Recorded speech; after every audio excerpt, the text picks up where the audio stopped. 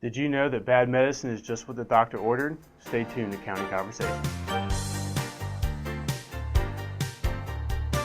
Welcome to County Conversation. I'm your host, Deborah Taylor, and today I have with me local entrepreneur Matt Hirschberg, and he's here to talk about his new book, Bad Medicine. Hey, Matt. How are you? I'm great. Thanks for coming in and talking to me today. Absolutely. Thanks for the opportunity.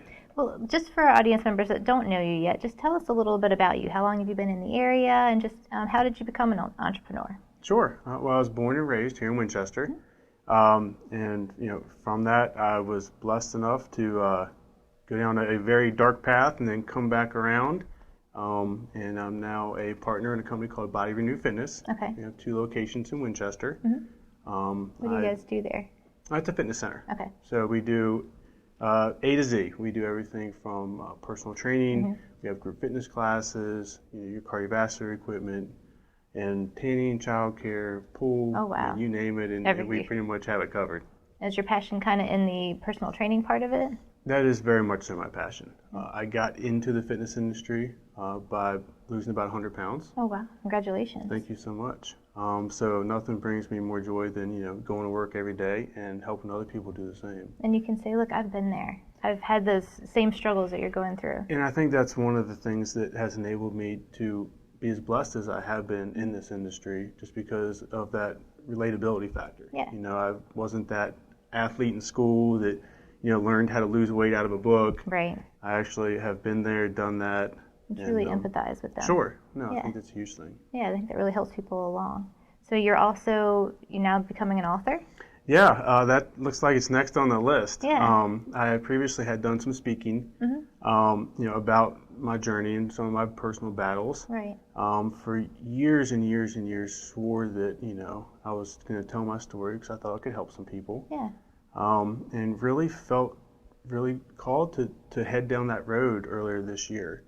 So I really wanted to tell my story. I think it hits on so many different topics that we're facing right now. Everything from bullying to obesity, addiction's a huge one. Right. There's a faith component to it. But just kind of put your story out there and say, look, I've been through these struggles. If people can relate, just take away from it what they will, right?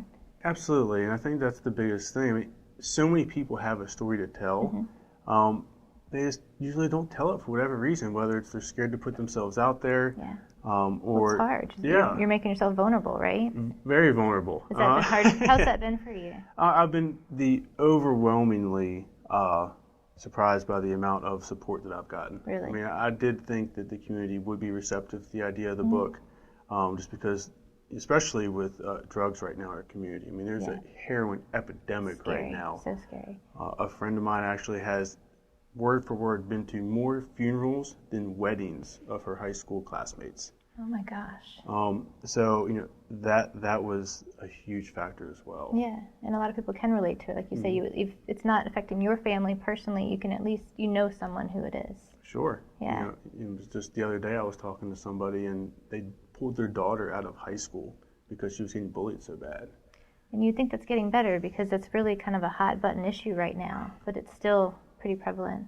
It's very, very prevalent, and the challenge is parents want to help and school officials want to help, but it's a really challenging dynamic of really knowing what to do or how to help. Right. Where do you even start? Yeah, I mean, I'm a case in point. My parents really had no idea that I was being bullied. You just didn't talk about it when you went home. Absolutely. That's because you feel like, well, everybody's doing it, or everybody's going through it, so why is my struggle different from everyone else's? Exactly. But that's the wrong way to look at it, right? That is the exact wrong way to do it. Yeah. And does your book address that, kind of help people reach out for help, or not to get into it too much, but kind of give me an overview?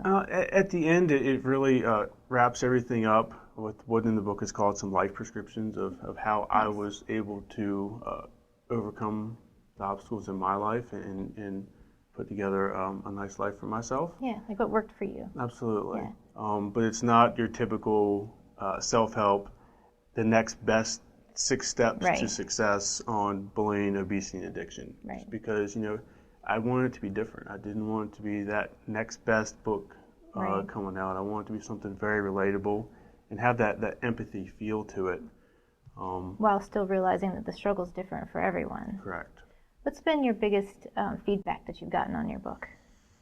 Um, the interesting thing is it depends on who reads it and what parts of it they're struggling with. Really? If they can relate to the bullying aspect of it, it's almost like the other components they weren't even in the book. They It was, kind of it was glance a whole over book that. about bullying. Right. Same thing with addiction. I've had people come to me and say, "Oh, the weight loss aspect of it. I've been wanting to do this for the longest time. Right. Just never had the belief that I could really do it. And now that I've seen that you can do it, surely I can." That's awesome. And that's the whole point, right? Absolutely. Well, that's fantastic. I'm glad that that's going so well for you. Thank you very much. I think we're going to take a quick break. But after the break, we're going to come back and find out how this book came together. You're watching County Conversations.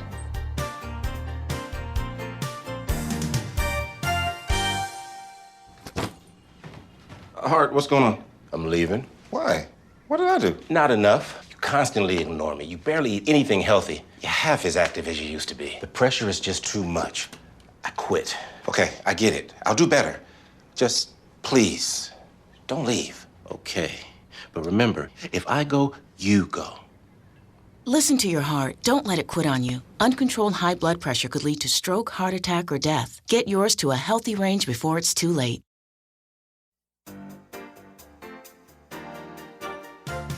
Welcome back to County Conversations. We're speaking with Matt Hirschberg about his book, Bad Medicine. So Matt, tell me, I'm sure it's kind of overwhelming when you're starting out saying, I want to write a book. So how do you get started on that? Yeah, overwhelming is an understatement. Yeah. I sat down earlier this year and I was like, okay, I feel like now's the time. So I did the next logical thing and I Googled, how do you write a book? So, How'd that work for you? well, I mean, it pointed me in the right direction. It pretty much presented all the options that didn't feel right. Okay. You have your ghostwriting options. And I just couldn't fathom working with someone on this project that I don't even know. Right. So as I was mulling that over, I was sitting on the couch one night, and it's one of those aha moments.